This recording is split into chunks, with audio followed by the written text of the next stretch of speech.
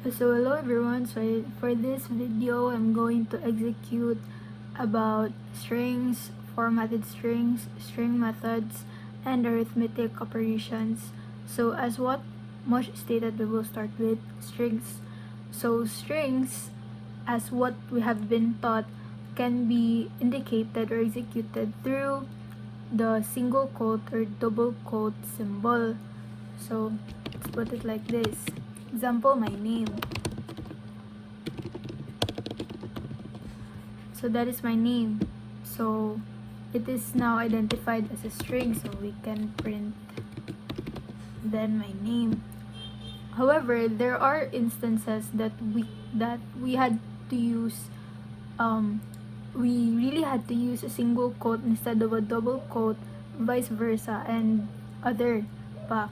So among those considerations are, first, if you want to put an apostrophe in the string.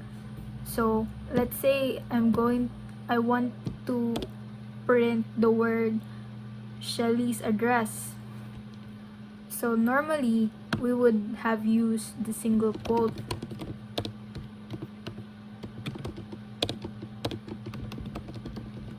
But if we're going to use that, Python will get confused of the string, because as what Python initially understood is that the string started in here and ends in here.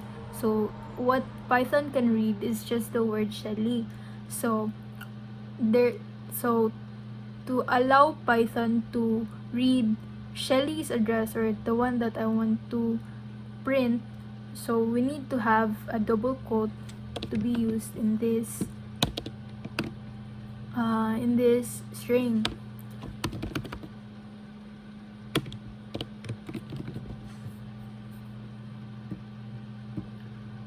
So there it is. So the same goes if you want to have a double quote inside of a string. So you need to use a single quote to execute or program the string. So another thing that Mosh taught us is that we can have long sentences or long messages, such as an email or an announcement, using a string also. So what we have to do is to use triple quotes to execute those long messages. So another thing about strings is that strings are classified, the characters inside the strings are classified into indexes. So let's say again, my name.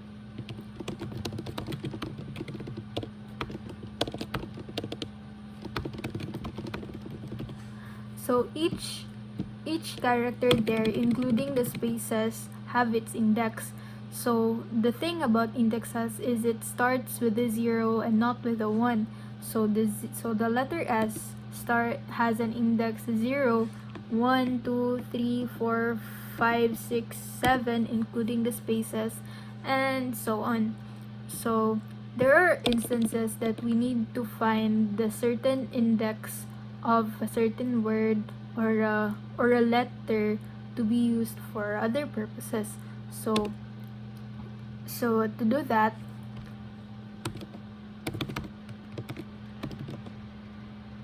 name, course, then a bracket, square bracket, and let's say 2. Oh wait,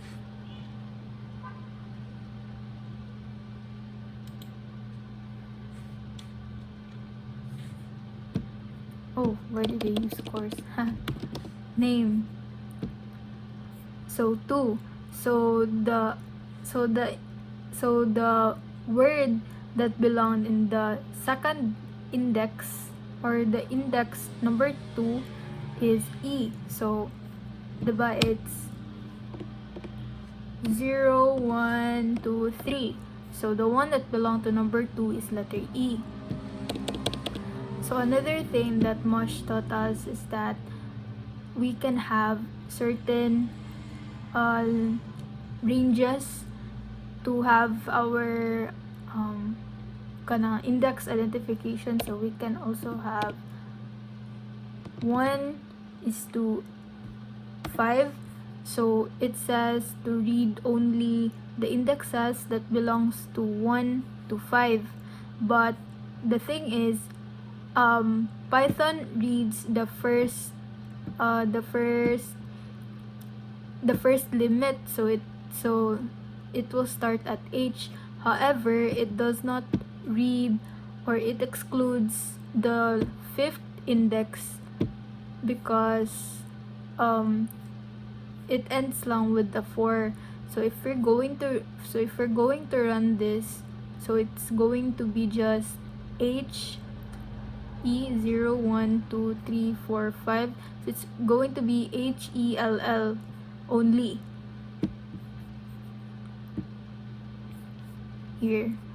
So another thing that he taught us is we can have negative indexes. So if it's going to be a negative index, so it's going to start on the other side of the strings. It's going to start here. So yeah, so that's about negative indexes. And also you can also do blank na limit. So if you're going to put it just like this, so Python will assume that the start of the start will be 0, or the start of the string, and the end will be the end of the string or the end of the sentence. So yeah, that's all about strings.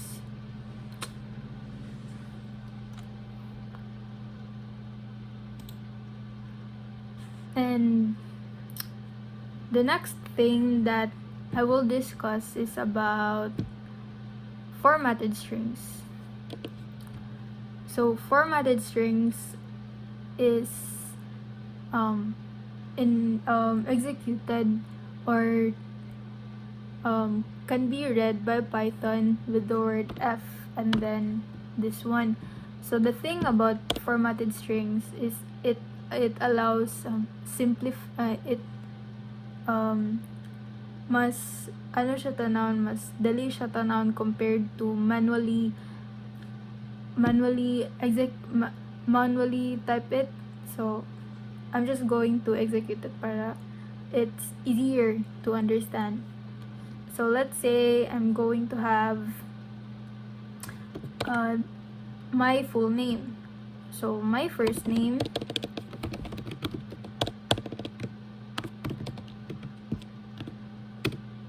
is Shelly and Gail,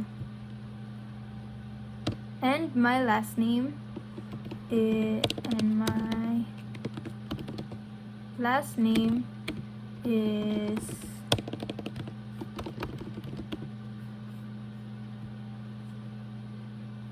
I'm just going to say, so let's say I want to write this sentence.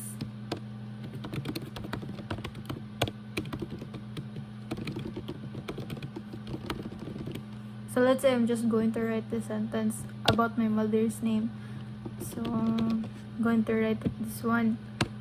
So mother's name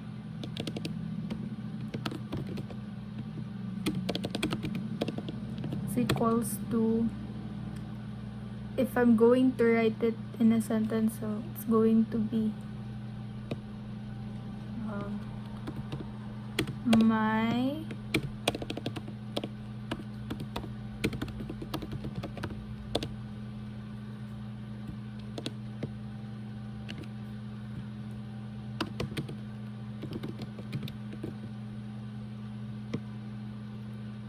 is plus first name plus last name. Print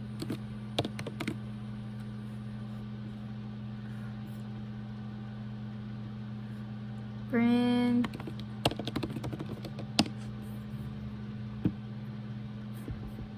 I forgot to add space.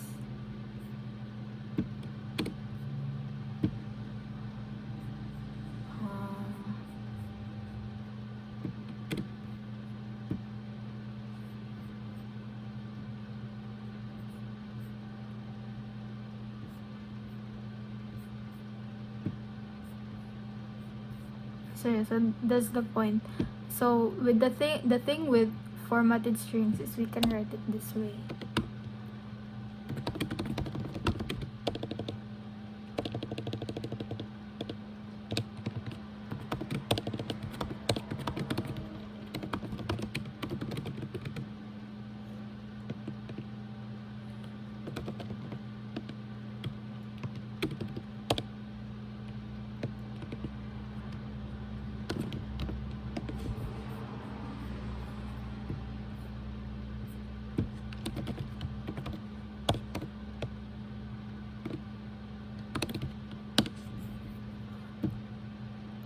So it's easier to understand, it's easier to watch also without those plus signs. So with this, so with the formatted string, so it's cleaner, it's easier to understand, and yeah, that's the point. It's much easier and easy to see than having plus signs inside or doing it manually. So yes. So the second to the last thing that I will discuss today is about string methods. So there is a difference between function and the function and the method. So method is specific to an object or a specific to a string. However, a function is it does not belong to anything. So this one thing that the first function or the function that Mosh introduced us in the video is, let's say, name. Again, my name, Shelly and Gail.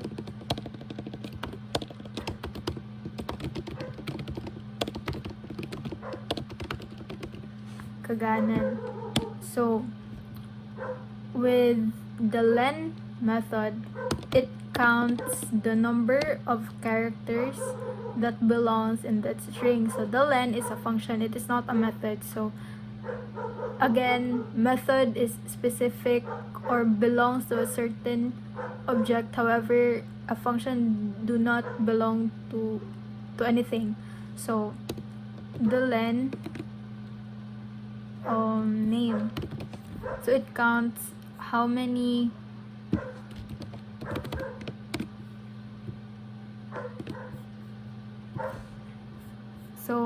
how many characters are in that certain string.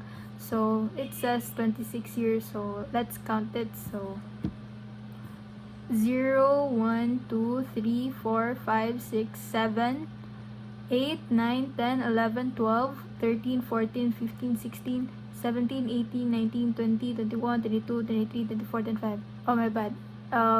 Start with the 1 there, since it counts the characters, not the index. So it's 1 2 3 4 5 6 7 8 9 10 11 12 12 13 14 15 16 17 18 19 20 21 22 23 24 25 26.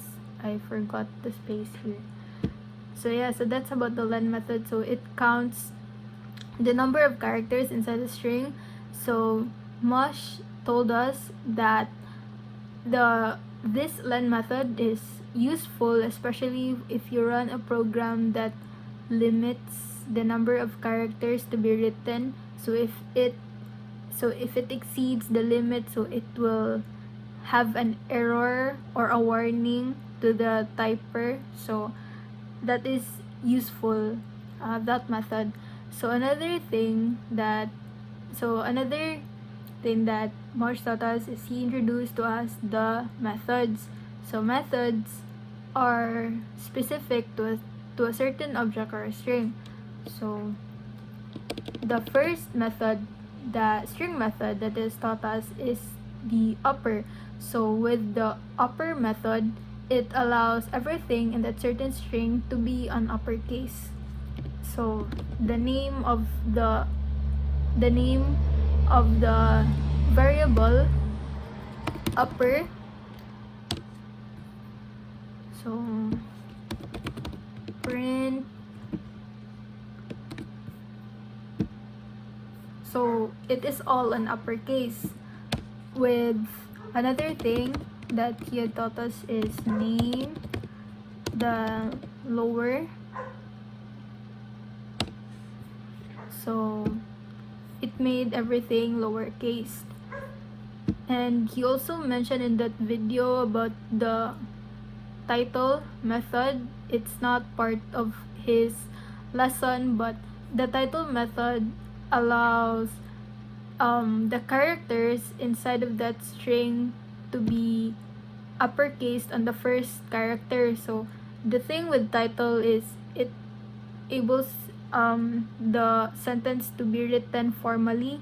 So the title name came from the thought na it's formal kaya it's a title and it's a header. So usually what we see in headers is nakastart ang first letter of the first letter of the sentences. So let's say here na let's add lugar na book name is equals to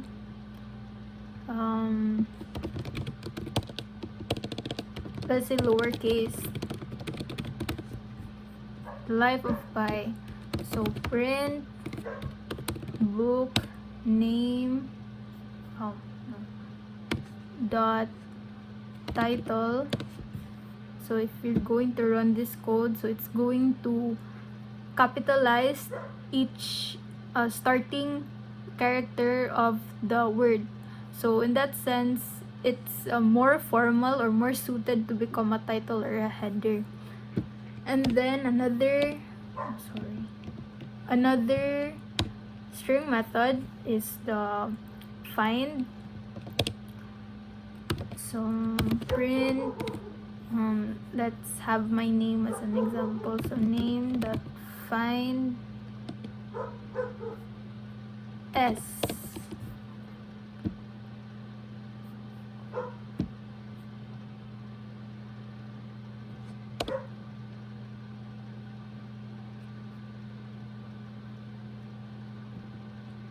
What's the problem?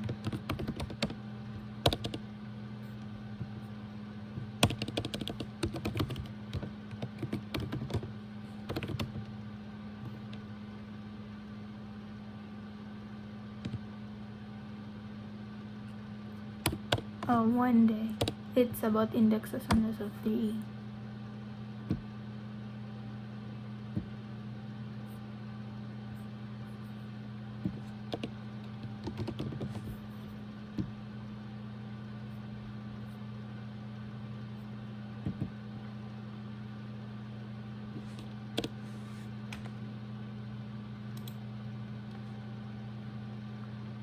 Oh, so I forgot the string. So so it says here 8 because the word and starts in the 8th index. So 0, 1, 2, 3, 4, 5, 6, 7, 8. So the find method allows what index did that word or did that word or the letter begun or can be found. So another thing also is about the replace method. So the replace, from the name itself, it allows replacement of a certain word to another word. So I'll have the book name as an example. Dot replace, going to replace pi to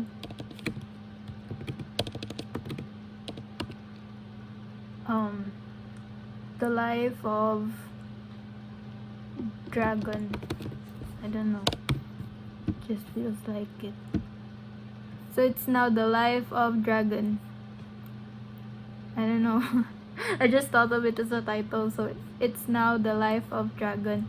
So also Mosh told us na Python is case sensitive. So let's say I'll have capital P instead of small letter p. So if we look at it on the original variable or the original string, so there's the pi here is not capitalized, so it's small caps. But if we're going to have a capital letter here na i-replace, so Python won't be able to read it, so it will go back to the original lang, since wala siya kabalo kung unsa na imong i-replace. Kaya again, Python is case sensitive. So again, nibalik siya to the life of pi. And the last method is the in method. So in method is about, it's a boolean, it's a function there, it's a boolean function na it answers true or false. So it verifies whether that certain word, letter, or string is found in that certain variable. So let's have in my name, so Anne in name.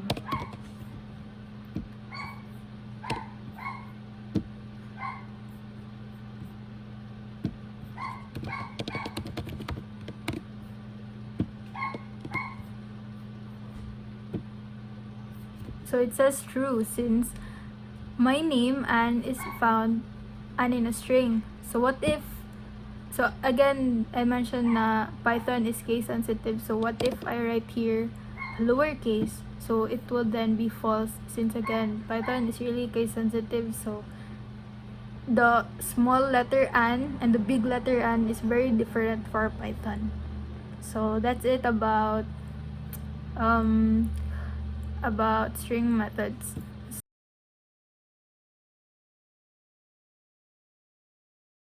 So the very last thing that I'm going to discuss today is about arithmetic operations. So arithmetic operations are simply just math operations. So it can be used to perform some problem sets that involves math. So very basic. Now we can have 10 plus 3, 13, or 9 divided by 3. Another division if there is a decimal point. So let's say 20 divided by 3, 6.667. But if we're going to use the double slash or slant na symbol, so it's going to be just 6. So if you notice 6.667, right? If we're going to use the single slant na symbol, so the double slant reads only the integer here, so it does not round off. It can't be rounded off to the nearest tens. So again, 6 na siya. Even though it's 6.6, so can be rounded off to 7. Python only reads the integer lang sa original na value, which is just 6. So it only reads 6. So another also operation that we can use in Python is the percent symbol. So it reads only the remainder of this arithmetic operation. So it says 2. So 2 kasi 20 divided by 3 is 6 remainder 2. So it reads only the remainder of that math na problem. So we can also use x and y's and variables pa rin, just like math, to perform math operations. So let's say x is equals to 25, and we want to find x minus 3. Print y. So then y is equals to 22 since the value of x is 25. So it's just math, algebra, basically algebra. So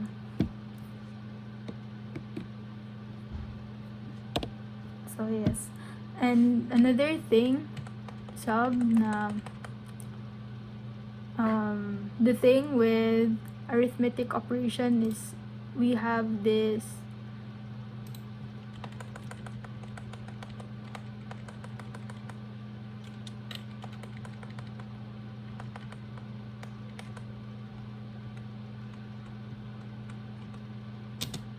augmented na operator on which we can write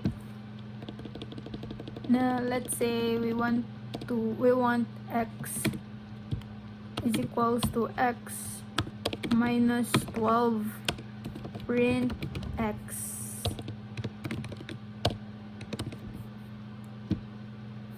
So 13, but there is also a quicker way or less characters na way of performing the operation, so we can directly make it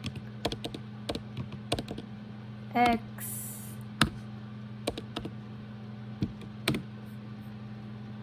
minus the value of 12. So the variable x, which is 25, minus the value of 12. So in this sense, it will just again resulted to 13. So that's augmented assignment operator. So it's just the same as what we have typed kaganan na x is equals to x minus 12, but it's simpler and more compact na version. So thank you.